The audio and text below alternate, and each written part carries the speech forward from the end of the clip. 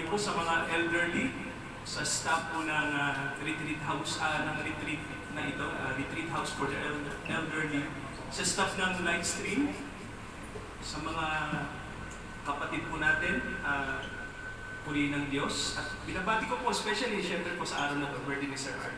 Happy birthday po, Sir Art.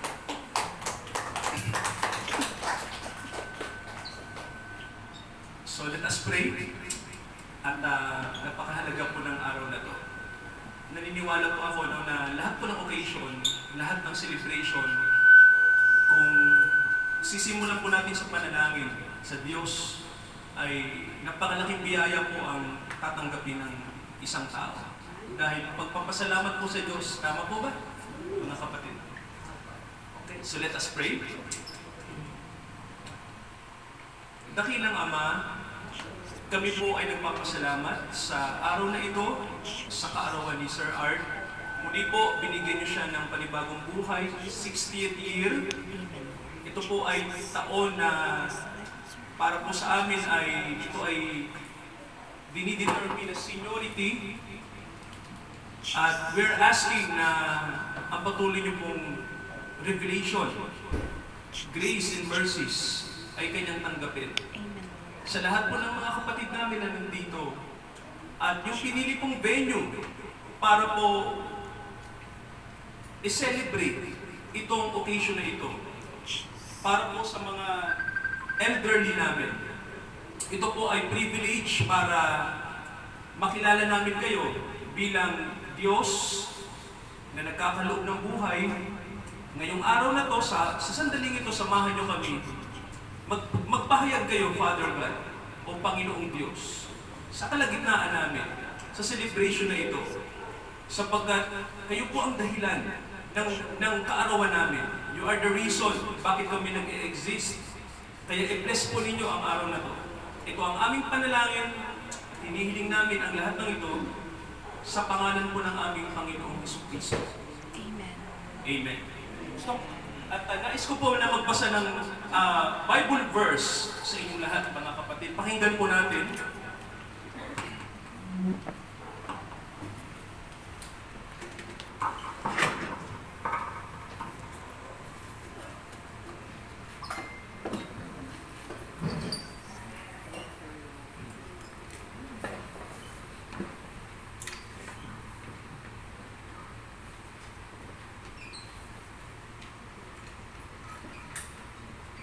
Okay po, pakinggan po natin ang sinasabi po sa Aklat ng Mga Gawa, chapter 17. At ito po yung mababasa po natin dito po sa verse 28. Ang sabi po rito, sapagkat sa Kanya tayo'y nabubuhay at nagsisikilos at mayroon tayong pagkatao, na gaya naman ang sinabi ng ilan sa inyong sariling mga manunula, sapagkat tayo namay sa Kanyang lahi. Yamang tayo ay lahi ng Diyos, ay hindi marapat na isipin na ang pagka-Diyos ay katulad ng ginto o ng pilak o ng bato na inukit ng kabiasnan at katalinuhan ng tao. Ang mga panahon ng kahangalan ay pinalipas na nga ng Diyos. Datapot ngayon, ipinag-uutos niya sa mga tao na magsisi silang lahat sa lahat ng takot. Purihin po ang Diyos sa kanyang mga salita. Okay. Napakaganda po ng celebration kapag may birthday. Masaya po ba tayo pag may birthday po? Yes, totoo po yan. Ano? At alam niyo mga kapatid, yung yung buhay natin, sineselebrate natin. Tama po ba? So, alam niyo po may mga pananaw din na bakit dapat i-celebrate ang buhay. So, parang nakagawian ng tao, no? Universal song nga po yung happy birthday. Halos lahat ng kultura sa mundo, kinakanta yan. So, ibig sabihin, ina-acknowledge ng tao yung kahalagahan ng kanyang buhay. Ang tanong po sa atin, saan po ba galing ang buhay? Sino po ba ang may akda ng buhay ng tao? Kanino po ba galing ang buhay? So, may mga nagsasabi na nagkataon lang, by chance. So, naniniwala po ako personally, mga kapatid, no, sa sinasabi po ng scripture o ng sinasabing sagradong sulat na ang buhay po ang may akda ay ang Diyos. At sa totoo po nun, ang buhay ng likhain po ng Diyos, ito po ay immortal. Sabihin nyo nga po immortal. Ibig sabihin po, deathless. walang dapat namamatay. Walang tumatanda, walang nagkakasakit. So, ang Bible po ay nag-testify, nagpatotoo ang scripture na nang lalangin ng Diyos ang buhay, ito ay dapat nagpapatuloy. Walang death, walang suffering, etc.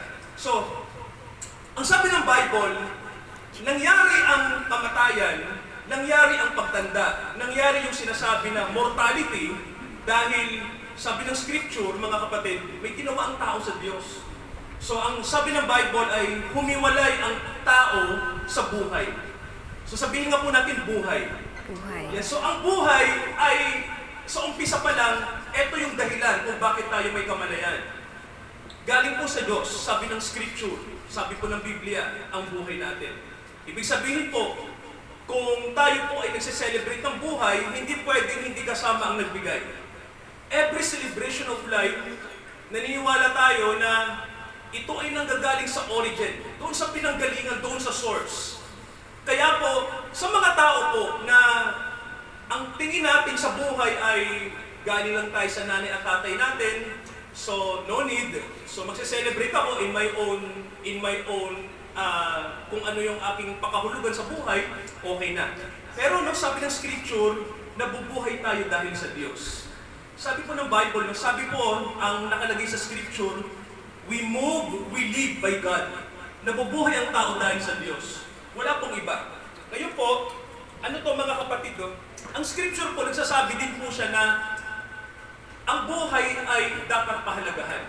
Ngayon po, may dalawang buhay na sinasabi ang Bible, no? Yung sinasabing physical life at yung spiritual. May tanong po tayo, pag sinabi po ang buhay sa physical, ano po bang ginagawa natin sa buhay na ito? Di po ba pinapakain natin, inaalagaan natin? Ganun po. Pero may isang buhay pa na sinasabi ang Bible. Ang sabi po ay spiritual na buhay. Ang buhay sa physical may katapusan. Ang buhay sa spiritual, walang katapusan. Ang buhay sa physical ay maraming pagdurusa. Marami tayong kabigatan na dadaanan. Ang buhay sa spiritual, nagbibigay ito ng katatagan. Nagbibigay ng karunungan sa tao. Ang buhay sa physical, dito halos nakatingin ang maraming tao. So, nagbibuild ang tao ng kanyang buhay hanggang physical, hanggang material. Pero maraming tao walang pakialam sa spiritual. Hindi natin iniisip kung mamatay na tayo, so tapos na, it's the end. Pero ang sabi ng scripture, ang buhay ay galing sa Diyos. Ang buhay bumabalik sa Diyos, so may buhay na spiritual. Kaya mga kapatid, no, ang pagpapahalaga sa buhay ay hindi lamang hanggang dito. May sinasabing spiritual na buhay. At ang pwedeng magkaloob niyan, walang iba po, kundi ang pinanggalingan ng buhay, ang Diyos lamang. Kaya po, sa araw na to, mga kapatid, no, yung verse sa Bible na sinasabi na sa Kanya tayo nabubuhay, totoo po yun. Walang ibang dahilan kung bakit tayo nabubuhay, kundi dahil po sa Diyos. Ito po, no, may sinasabi rito mga kapatid na ang lohika po ng Bible ganito, ang buhay, iko-connecta natin sa Diyos. Yung pong dahilan. Kaya may buhay dahil may Diyos. So kung wala pong buhay, ibig sabihin, walang Diyos. Pero dahil may buhay, umiiral tayo, so nagpapatunay ito na mayroong pinanggalingan to. May origin ang lahat ng bagay. So, sabi ng Bible, galing po sa Diyos. Ngayon po eto mga kapatid, gusto ko lang po na mula sa konsepto ng buhay, lumipat tayo sa isang mahalagang konsepto, sa pinanggalingan nito. Sabihin nga po natin, mahal ko ang Diyos. Mahal ko ang Diyos. Ayan, so, mga kapatid, sino po ba ang Diyos? Gaano po ba natin kakilala ang Diyos? Sino ba siya? So, alam niyo po, maraming tao, mga kapatid, ganito, no? Kilala natin ang Diyos sa pamamagitan ng nakagis ng relihiyon. Ganon din po ako, ganon tayong lahat. Tama po ba? So ang Diyos, ipinapaliwanag ng mga nakagis na natin, kultura, relihiyon, etc.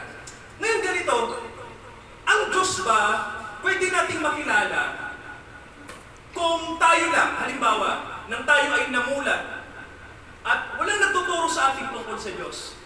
Pwede bang malaman ng taong may Diyos? Pwede. Pwede ba natin masabing may Diyos kung wala ang Biblia? Pwede. Kung walang nagtuturo sa atin tungkol sa Kanya, walang mga pastor, walang pare. So,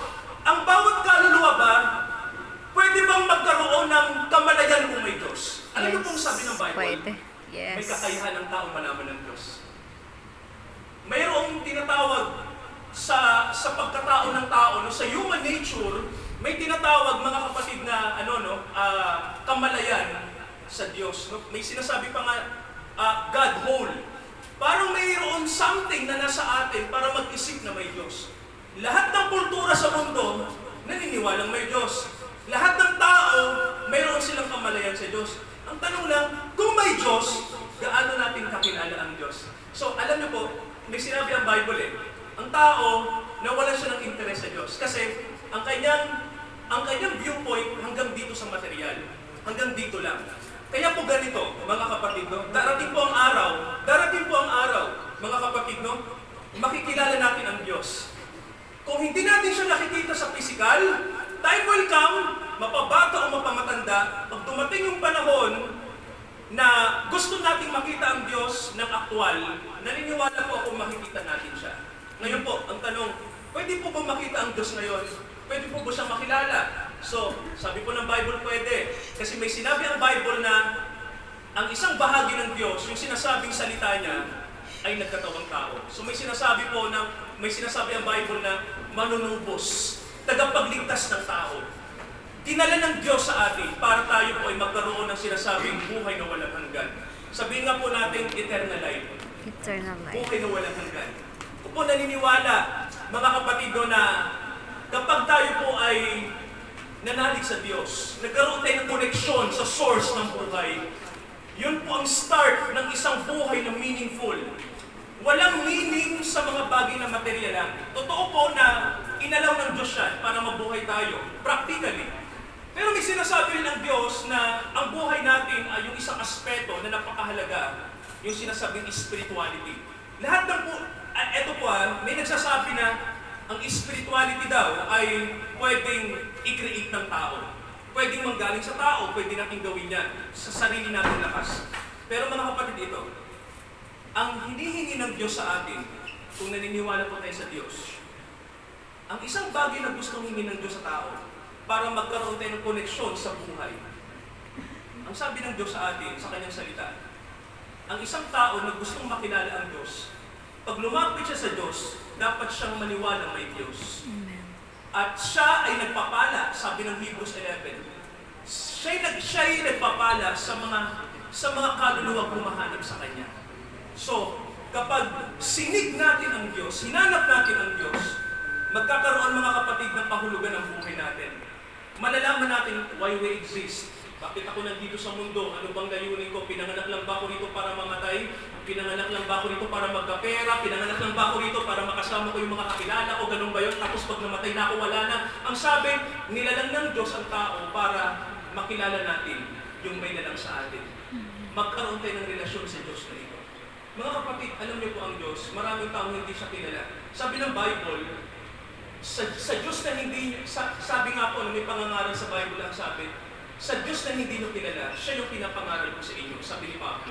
Ibig sabihin po, ang Diyos, kung bakit po gusto ng Diyos na makilala natin siya, kung bakit siya may Biblia.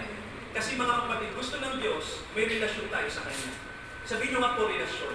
Relasyon. Sabihin po, relasyon, tayo at ang Diyos ay may mutuality. Naintindihan niyo po yung ibig sabihin ng relasyon? So, hindi mo kilala ang Diyos sa mental state mo, psychologically, hindi ganun ang pagkakilala sa Diyos, no? Ang pagkakilala po sa Diyos, malalim po yan. Karelasyon mo siya. Meron kayong usapan. Magkakilala kayo. Kilala mo ang Diyos, kilala ka niya. So, mutuality. So, doon sa bagay na yan, mga kapatid, napakaganda yan. Kasi sa oras, mga kapatid, na magkaroon ka ng relasyon sa Diyos na ito, sa totoo lang po, dito, mababago lahat. Everything will be changed. Sa ngayon po, inang matanda tayo. Tama mo ba? Pagbalik natin sa Diyos, yung totoo nating pagkatao babalik. Diba? Yung dating bata, walang kamatayan. So naniniwala ako na itong physical na ito, totoo po yun. Na dahil sa kasalanan, nagkaganito ang mundo. Pero ang Diyos po, nagpadala siya ng rescue sa atin. Tagapagligtas. Amen. Para isalba tayo sa ganitong kalagayan. Kaya po, sa birthday ni Sir Art, sa araw na to, ayoko na pong pahabain to kasi walang katapusan ng pangangaral. Pero ito po yun, may katapusan sa mundo. At ito po yun, sa kaarawan ni Sir Art, sa lahat ng mga kapatid natin, hindi po ito religious message para mag-open ng sekta sa atin. Hindi po. No? Ito po ay message para sa lahat, universal. Ano man ang relihiyon natin, ano man ang kinaaniban natin, alam ng Diyos yan.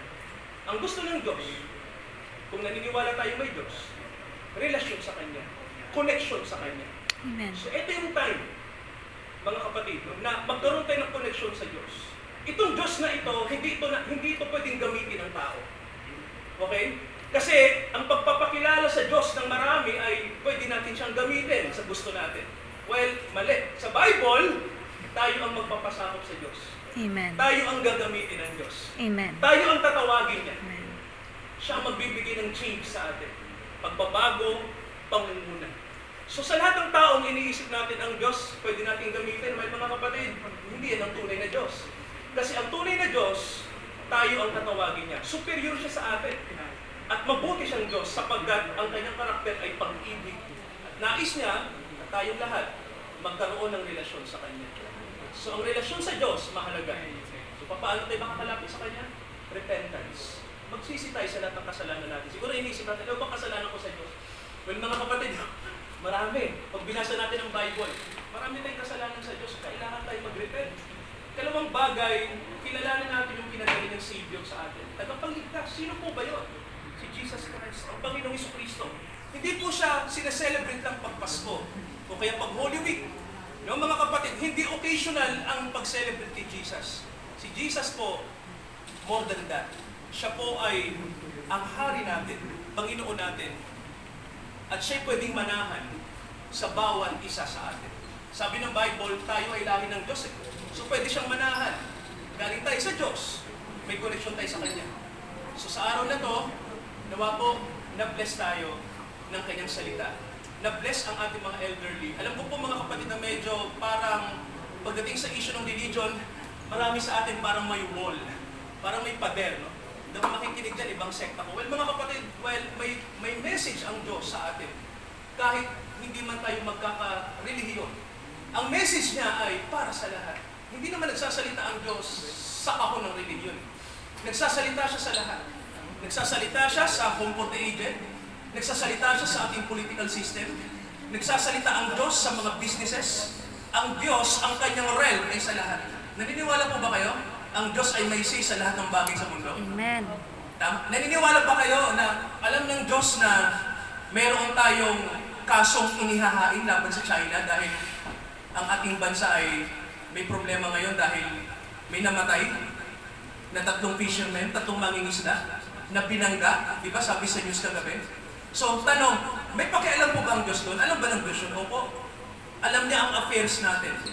Kaya, kung mayroon pong being o personahe na makakatulong sa tao upang tayo po ay magkaroon ng buhay, maayos na buhay, buhay na ganap, buhay na masaya, buhay na makahulugan, ang Diyos po malaki ang pakialam sa atin. Mga kapatid, manalangin tayo. Let us pray at itaas natin ang Diyos na ito na sinasabi ng Biblia upang tayo po ay mag-bless. Samahan niya tayo. Amang makalangit, Father God, sa araw na to, i-bless niyo po ang bawat isang nandito. First of all, we bless your name. And then bless everyone na nandito ngayon. I-bless po ninyo ang mga elderly. Sir Art po sa kanyang seniority sa ika-6th year, Panginoon, ika-6 na pong taon niya, nawa po, maging siyang patuloy na daluyan ng blessing sa company niya. Sa mga kapatid po namin, na nandito ngayon, sa mga kaibigan namin, Yes, Lord. sa mga kababayan namin, na may pagkakilala sa inyo, may alam tungkol sa inyo, amang makalangit, higit sa kaalaman, magpakilala kayo personally sa amin. Yes. Nais namin kayong makilala kung sino kayo, dakilang Ama. Magpakilala kayo sa mga kaluluwa na sinisik ang katotohanan. Yes. Magpakilala kayo sa mga kaluluwa na kailangan nilang makilala kung sino sila sa inyo at kung sino kayo sa kanila. Magpakilala kayo, dakilang Diyos, sapagkat mahalaga po na makilala namin kayo. Pagpalain niyo po ang araw na ito, nawa po maging meaningful ang flow ng araw na ito. Ang blessing patuloy niyong igawad sa bawat isa. dito sa tahanan ito, sa company ng Lightstream, sa bawat isa po na kinikilala kayo. Salamat dakilang Ama sa araw na to. Ito ang aming panalangin, ito ang aming samo. We are asking these things sa pangalan po ni Jesucristo na manunubos namin.